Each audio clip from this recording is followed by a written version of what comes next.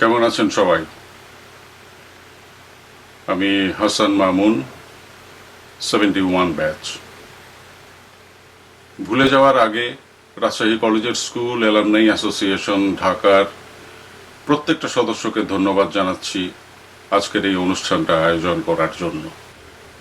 আর কৃতজ্ঞতা জানাচ্ছি রাজশাহী কলেজের স্কুল নামের রিলে রেসের এই ব্যাটনটা এক জেনারেশন থেকে আরেক জেনারেশনের হাতে তুলে দেওয়ার জন্য।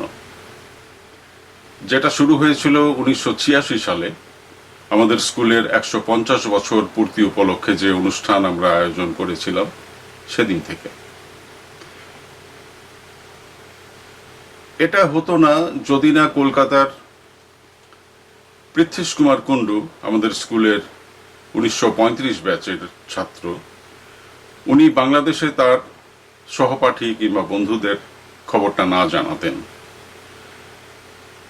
এই পুরো ইতিহাসটা রাখা আছে আমাদের 71 ব্যাচের মাহফুজ তৌহিদ টুটু, ওর কাছে।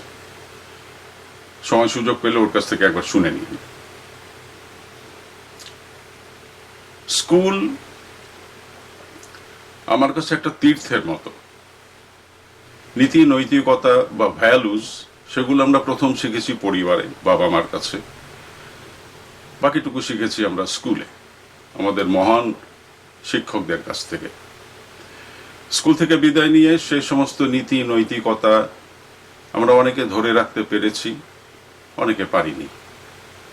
আমি আশা করব আমাদের স্কুলের প্রত্যেকটা ছাত্র পরিবার এবং স্কুল থেকে শেখা সেই মূল্যবোধ, নীতি নৈতিকতা, ভ্যালুস যেগুলো, সেগুলো ধরে রাখবেন এবং তার চর্চাটা করবেন।